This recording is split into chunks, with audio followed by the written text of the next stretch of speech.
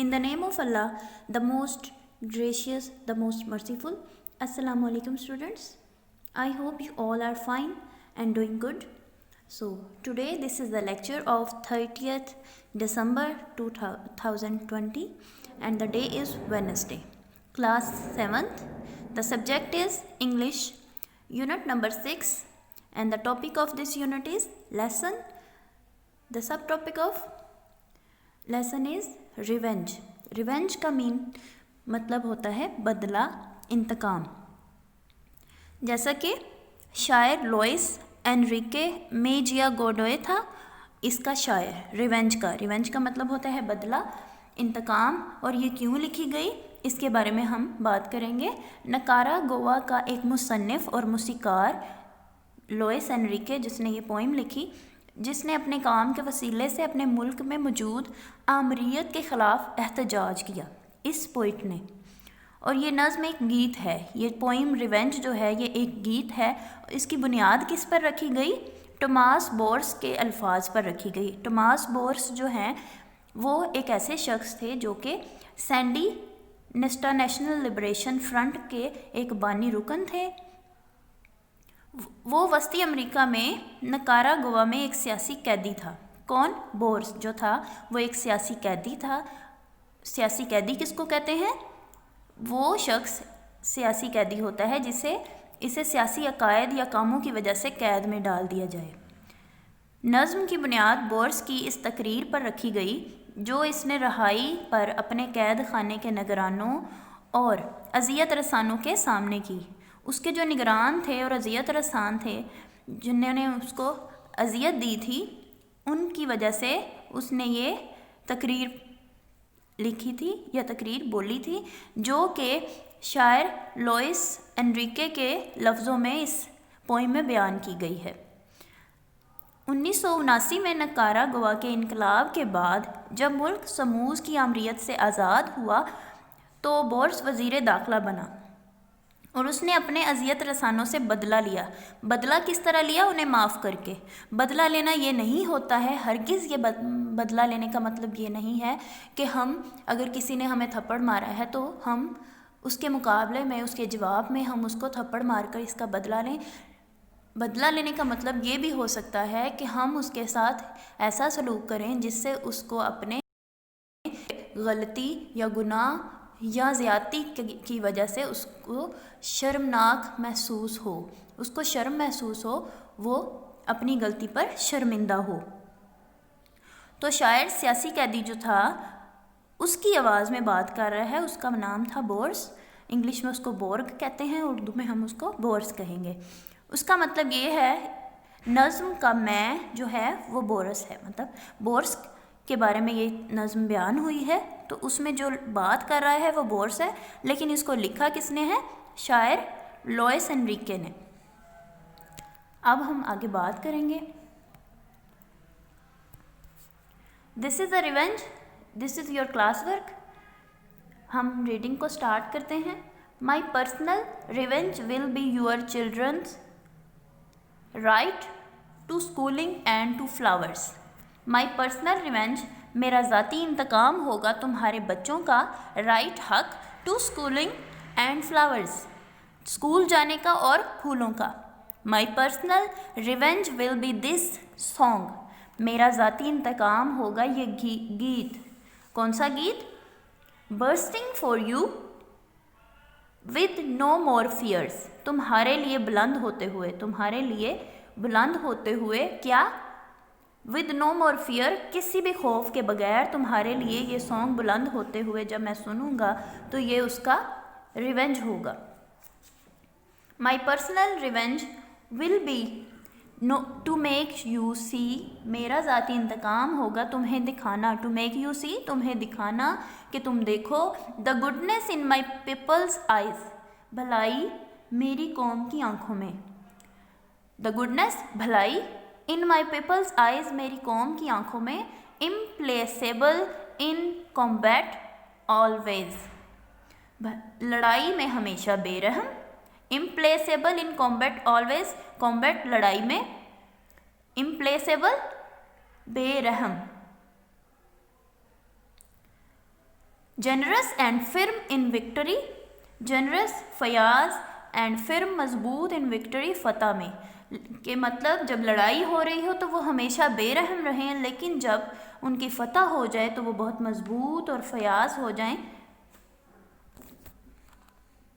My personal revenge will be to greet you, मेरा ज़ाती इंतकाम होगा तुम्हें सलाम करना। गुड मॉर्निंग, सुबह बखैर कहना। In the streets with no beggars, गलियों में जहाँ कोई भिखारी ना हो, बेगर्स भिखारी, फ़कीर जिनको हम कह सकते हैं। When instead of locking you inside, जब तुम्हें जेल में डालने की बजाय, इंस्टेड ऑफ लॉकिंग जेल में डालने की बजाय, यू इनसाइड अंदर जेल में, दे से वो कहते हैं डोंट लुक सो सैड, इतने उदास मत नजर आओ। When you, जब तुम, द टॉर्चरर अजियत रसां, डेंट लिफ्ट योर हेड, अपना सर उठाने की जुर्रत ना करो। When instead of locking you inside, they say don't look so sad, कि जब तुम्हें जेल में डालने की बजाय वो कहते हैं कि इतने उदास नज़र ना आओ। When you, the torturer, don't lift your head, जब तुम अजियत रसां अपना सर उठाने की जुर्रत ना करो। ऐसा होगा कि जब तुम लोगों ने मुझे जेल में डाला था और मेरे साथ मुझे अजियत दी थी, तो मैं तुमसे ये बदला लूँगा कि तुम्हें जेल में डालने की बजाय तुम्हें ये कहा जाएगा कि तुम उदास मत नज़र आओ। तो जो तुम लोग अजियत रसां होगे वो इसके बदले शर्मनाक होगे और अपना सर उठाने की जुर्रत नहीं करोगे कि तुम लोगों ने मेरे साथ क्या किया था और मेरा बर्ताव तुम्हारे साथ क्या है। My personal revenge will be to give you these hands you once ill-treated, मेरा ज़ाती इंतकाम होगा तुम्हें देना, these hands, ये हाथ, you once ill-treated, जिनके साथ तुम लोगों ने क्या किया था, एक दफ़ा बुरा सलूक किया था, उन हाथों की with all their tenderness intact, तमाम उनकी नरमी साबत सालम तुम्हें देने का मेरा बदला होगा, मेरा इंतकाम होगा। ऑल देयर टेंडरनेस इंटैक्ट, तमाम नरमी साबत Salam. I hope you have understood this. Next, this is your homework. These are the question answer of homework. Question number 1 of revenge is, what is revenge? इंतकाम क्या है? Revenge is the desire, revenge एक ख्वाहिश है, to get even, मसावी या बराबरी हासिल करने के लिए एक ख्वाहिश होती है।